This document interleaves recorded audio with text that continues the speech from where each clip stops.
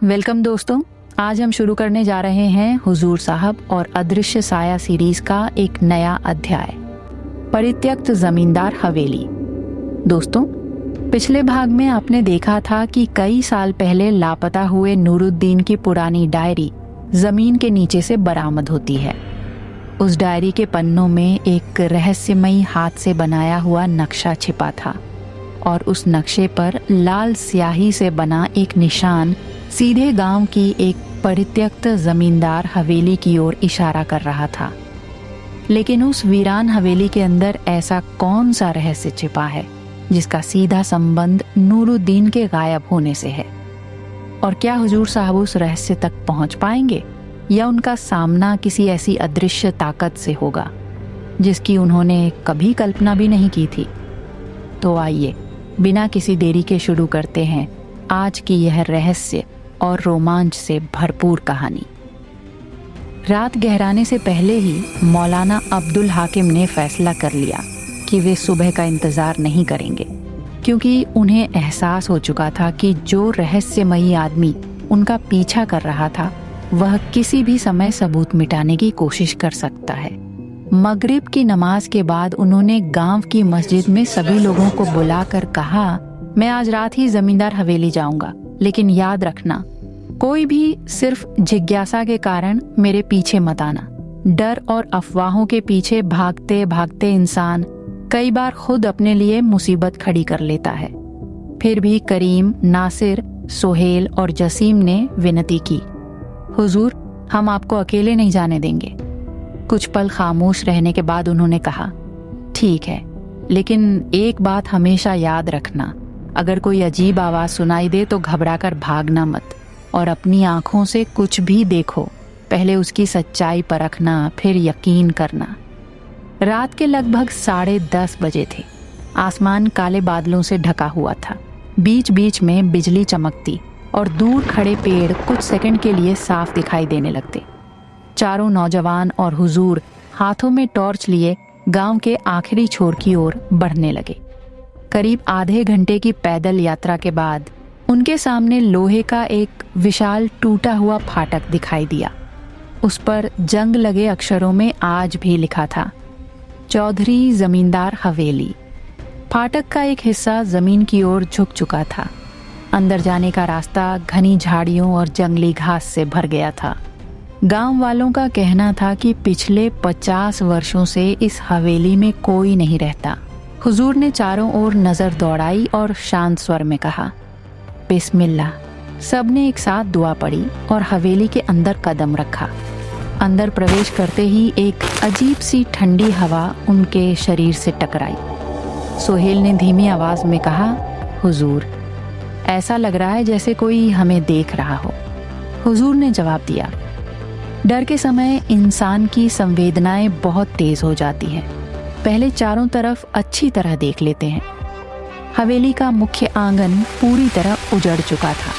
चारों ओर सूखे पत्ते, टूटे हुए खंभे और काई जमी दीवारें दिखाई दे रही थीं। अचानक करीम ने अपनी टॉर्च की रोशनी एक खिड़की की ओर डाली। उसे ऐसा लगा जैसे सफ़ेद कपड़े पहने कोई व्यक्ति एक पल के लिए वहां खड़ा था, लेकिन अगले ही पल वहां कुछ भी नहीं था। करीम कांपती आवाज में बोला, आप लोगों ने देखा? हुजूर खिड़की के पास गए और अंदर रोशनी डाली। अंदर एक फटा हुआ सफेद पर्दा हवा में लहरा रहा था। उन्होंने हल्की मुस्कान के साथ कहा, अंधेरा और हवा मिलकर कई बार आंखों को धोखा दे देते हैं।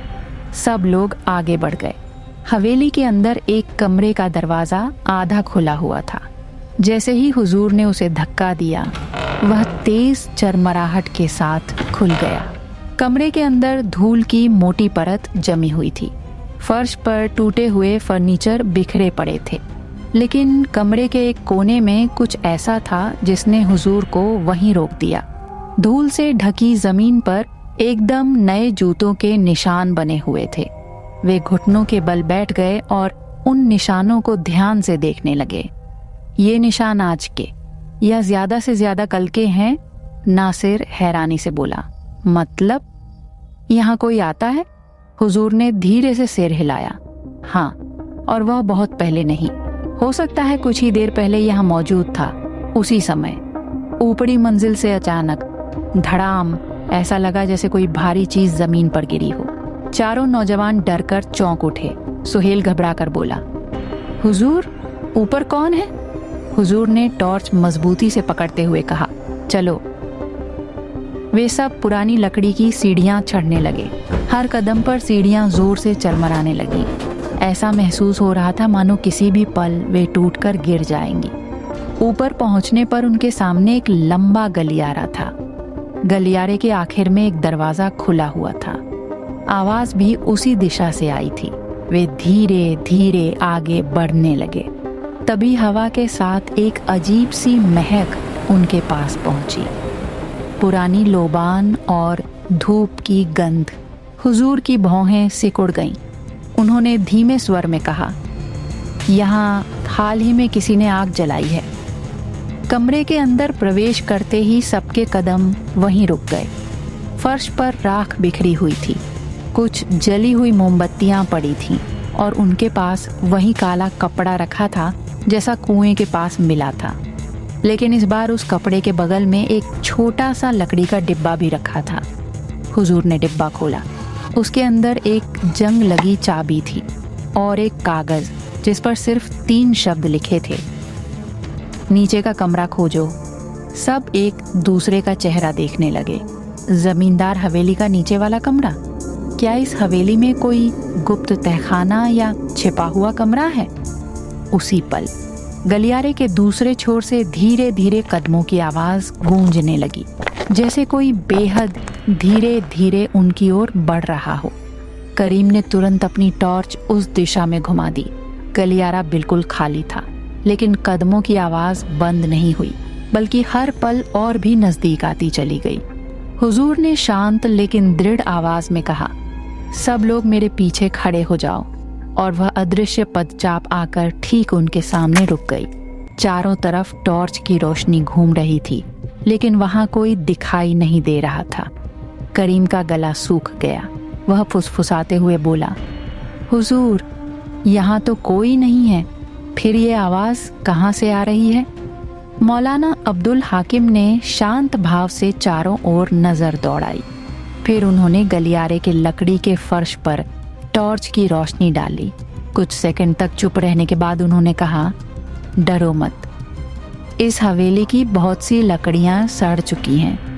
हवा चलने पर लकड़ी हिलती है तो ऐसी आवाजें आ सकती हैं। लेकिन यह भी सच है कि यहाँ कोई आया था। उसके सबूत हमें पहले ही मिल चुके हैं, इसलिए सतर्क रहो। उनकी बात पूरी होते ही अचानक दूर एक दरवाजा जोर की आवाज के साथ बंद हो गया। सुहेल डरकर एक कदम पीछे हट गया, लेकिन हुजूर तेजी से उसी कमरे की ओर बढ़ गए। दरवाजा खोलते ही उन्होंने देखा कि अंदर कोई नहीं था, सिर्फ टूटी हुई अलमारी, धूल और मकड़ी के जाले।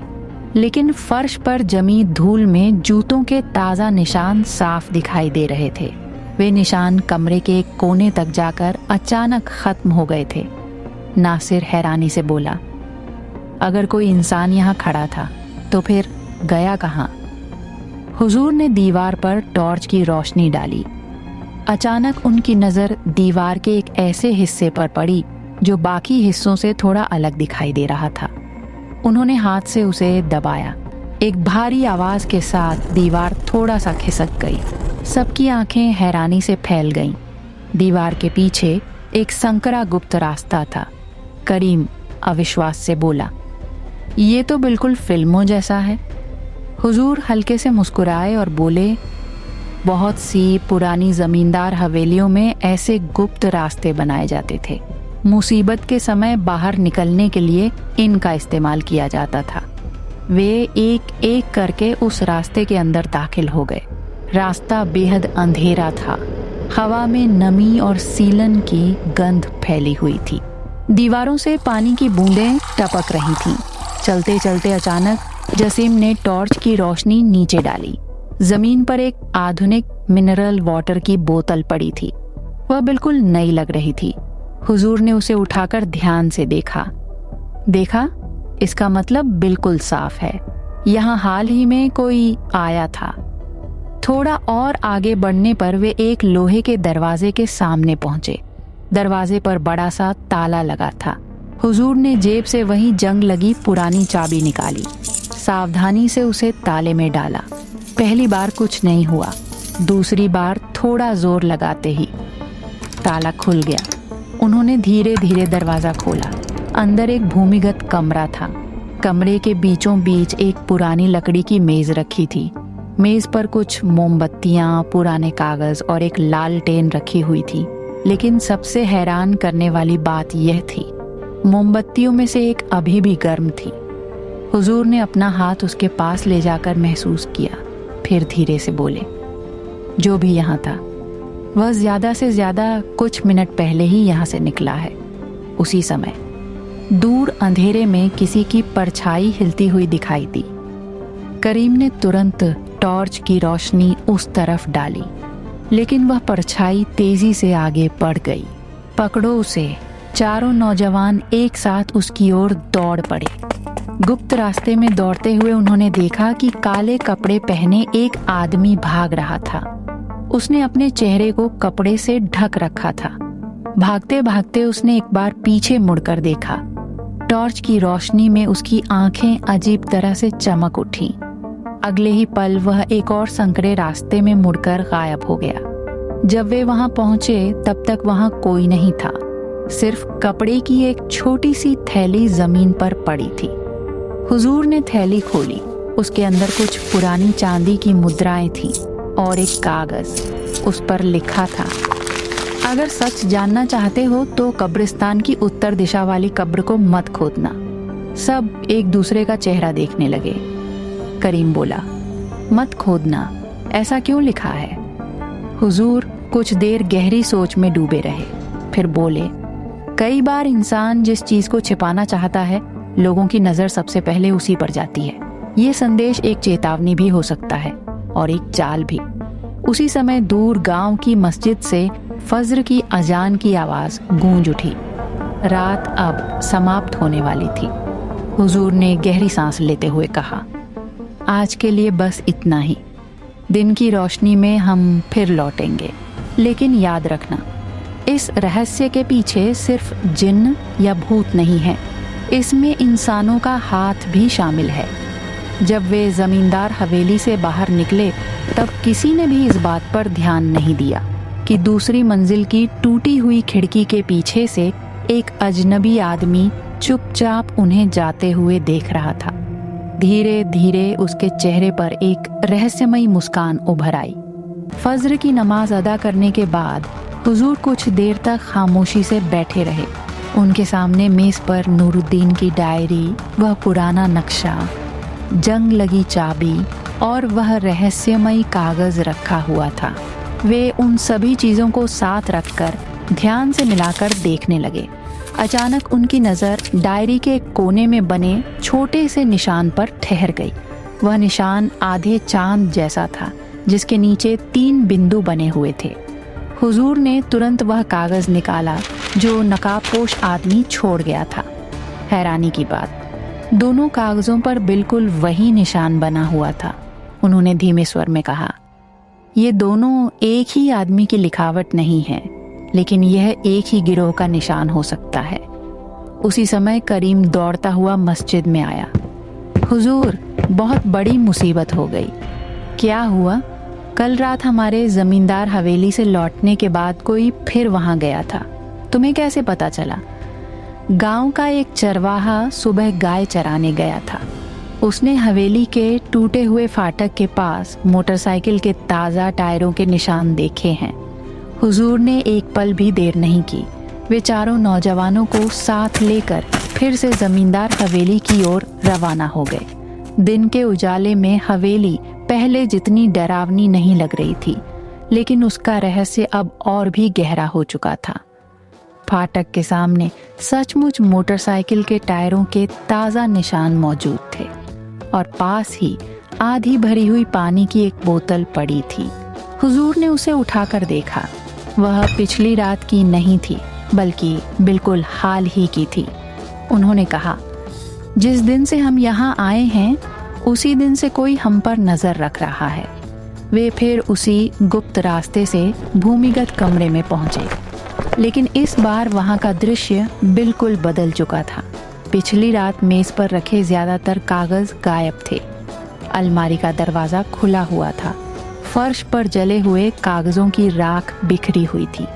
ये साफ था कि किसी ने सबूत मिटाने की कोशिश की थी। नासिर मायूस होकर बोला, सब कुछ खत्म हो गया। लेकिन हुजूर ने सिर हिलाया। नहीं, जो लोग जल्दबाजी करते हैं वे हमेशा कोई ना कोई गलती जरूर कर जाते हैं। वे धीरे धीरे कमरे के हर कोने की जांच करने लगे। अचानक एक टूटी हुई ईंट के नीचे उनका हाथ अटक गया। ईंट हटाते ही कपड़े में लिपटा एक छोटा सा पैकेट दिखाई दिया। उसके अंदर पीतल का एक लॉकेट था। जैसे ही लॉकेट खोला गया, सबकी आंखें हैरानी से फैल गईं। उसके अंदर एक पुरानी श्वेत श्याम तस्वीर थी, एक नौजवान की तस्वीर। पीछे हाथ से लिखा था, नूरुद्दीन 1998। करीम हैरानी से बोला, तो क्या यह लॉकेट नूरुद्दीन का है? हुजूर बोले, हो सकता है, लेकिन सवाल यह है कि यह यहाँ आया कैसे? उसी समय जसीम ने दीवार की ओर देखकर जोर से कहा, हुजूर इधर देखिए। दीवार पर धूल जमी हुई थी, लेकिन एक जगह हाथ के निशान बिल्कुल साफ दिखाई दे रहे थे। ऐसा लग रहा था मानो किसी ने बार बार वहीं हाथ लगाया हो। हुजूर ने अपना हाथ वहां रखकर दबाया। धीरे धीरे दीवार का निचला हिस्सा खिसकने लगा। अंदर एक और छोटा सा गुप्त कक्ष था। वहां एक लकड़ी का संदूक रखा हुआ था। संदूक पर कोई ताला नहीं था। जैसे ही उसका ढक्कन खोला गया, सबने सांसें रोक लीं। उसके अंदर थे कुछ पुराने जमीन के दस्तावेज, कुछ चांदी के पुराने सिक्के और एक मोटा सा लिफाफा। लिफाफे पर लिखा था, जो सच की तलाश करेगा वह इसे जरूर पढ़े। हुजूर ने लिफाफा खोला। अंदर एक पुराना खत था। उसकी स्याही काफी फीकी पड़ चुकी थी, लेकिन शब्द अब भी पढ़े जा सकते थे। पहली ही पंक्ति में लिखा था, मेरा नाम नूरुद्दीन है। अगर यह खत किसी के हाथ लगे तो समझ लेना कि मैं अब जिंदा नहीं हूँ। कमरे में गहरी खामोशी छा गई। हुजूर धीरे धीरे खत पढ़ने लगे। उसमें लिखा था कि एक रात नूरुद्दीन ने जमींदार हवेली में कुछ लोगों को चोरी छिपे बक्से ले जाते हुए देखा था। वे लोग जमीन के कागजात और पुरानी कीमती चीजें छिपा रहे थे। जब नूरुद्दीन ने उन्हें देख लिया तो उन्होंने उसे धमकी दी। आखिरी पंक्ति में लिखा था, अगर मैं गायब हो जाऊं तो यह मत मानना कि मुझे जिन्न उठा ले गए। इंसान का लालच ही सबसे डरावनी चीज है। खत पढ़कर सब स्तब्ध रह गए। जिस रहस्य को इतने दिनों तक अलौकिक समझा जा रहा था, हो सकता है उसके पीछे सिर्फ इंसानों का अपराध छिपा हो। लेकिन उसी क्षण भूमिगत कमरे के बाहर लोहे का भारी दरवाजा जोर की आवाज के साथ बंद हो गया। चारों नौजवान भागकर दरवाजे तक पहुंचे, लेकिन दरवाजा अब नहीं खुल रहा था। ऐसा लग रहा था मानो किसी ने बाहर से उसे बंद कर दिया हो। और तभी अंधेरे गलियारे से भारी कदमों की आहट सुनाई देने लगी। कोई एक बार फिर उनकी ओर बढ़ रहा था। हुजूर ने टॉर्च उठाकर सामने रोशनी डाली। रोशनी में सिर्फ धूल के कण तैरते हुए दिखाई दे रहे थे, लेकिन कदमों की आवाज रुक नहीं रही थी, बल्कि हर पल और भी करीब आती जा रही थी। करीम के हाथ में पकड़ी टॉर्च कांप रही थी। नासिर ने धीरे से कहा, हुजूर कोई आ रहा है? मौलाना अब्दुल हाकिम ने शांत स्वर में जवाब दिया, सब लोग साथ रहो, कोई भी भागेगा नहीं। उन्होंने टॉर्च की रोशनी गलियारे की ओर स्थिर कर दी। कुछ ही क्षण बाद अंधेरे से एक परछाई उभरती दिखाई दी। उसका चेहरा काले कपड़े से ढका हुआ था। हाथ में एक लाठी थी। वह कुछ बोले बिना कई सेकंड तक उन्हें देखता रहा, फिर अचानक मुड़कर तेजी से भागने लगा। पकड़ो उसे। करीम, जसीम और नासिर उसके पीछे दौड़ पड़े। हुजूर भी तेजी से आगे बढ़े। वह आदमी गुप्त रास्ते में इतनी तेजी से भाग रहा था मानो इस हवेली का हर कोना उसे अच्छी तरह मालूम हो। कुछ ही देर बाद वह एक मोड़ पर मुड़ा और अचानक गायब हो गया। जब सब वहां पहुंचे तो उनके सामने 3 संकरे रास्ते थे। वह किस रास्ते गया इसका कोई पता नहीं चल रहा था। उसी समय सोहेल ने टॉर्च की रोशनी जमीन पर डाली। उसे वहां एक छोटा सा चाबी का छल्ला पड़ा दिखाई दिया। उस पर खुदा हुआ था। MS हुजूर ने उसे उठाया। उन्होंने धीरे से कहा, मतियार शेख। करीम हैरानी से बोला, तो क्या मतियार के परिवार का कोई व्यक्ति आज भी इस रहस्य को छिपाए हुए है? हुजूर ने इस सवाल का सीधा जवाब नहीं दिया। काफ़ी कोशिशों के बाद उन्हें लोहे के दरवाजे की दूसरी तरफ एक छिपा हुआ लीवर मिल गया। जैसे ही उन्होंने उसे दबाया, दरवाज़ा खुल गया और सुबह की रोशनी कमरे के भीतर फैल गई। सबने एक साथ राहत की सांस ली। बाहर निकलकर हुजूर ने आखिरी बार जमींदार हवेली की ओर देखा, फिर बोले, आज हमें जो मिला है वह इस रहस्य का अंत नहीं, बल्कि सिर्फ पहला दरवाज़ा है। उसी दिन शाम को उन्होंने गांव के बुजुर्गों की एक बैठक बुलाई। उन्होंने नूरुद्दीन के खत की सारी बातें सबके सामने नहीं बताईं, सिर्फ इतना कहा, कई वर्षों से इस गांव में भूत प्रेत की कहानियां फैलाई जाती रही हैं, लेकिन अब तक मुझे जितने भी सबूत मिले हैं वे इंसानों की करतूत की ओर ज्यादा इशारा करते हैं, इसलिए कोई भी अफवाह न फैलाए। गांव वालों ने सहमति में सिर हिलाया।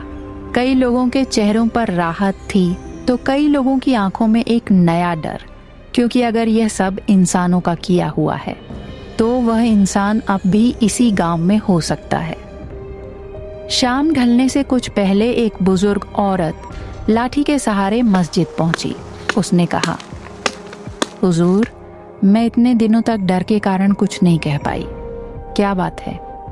नूरुद्दीन के गायब होने से एक रात पहले मैंने उसे जमींदार हवेली से भागते हुए देखा था। उसके पीछे 2 और आदमी थे। उनमें से एक के हाथ में लालटेन थी। क्या आप उन्हें पहचान पाई थी?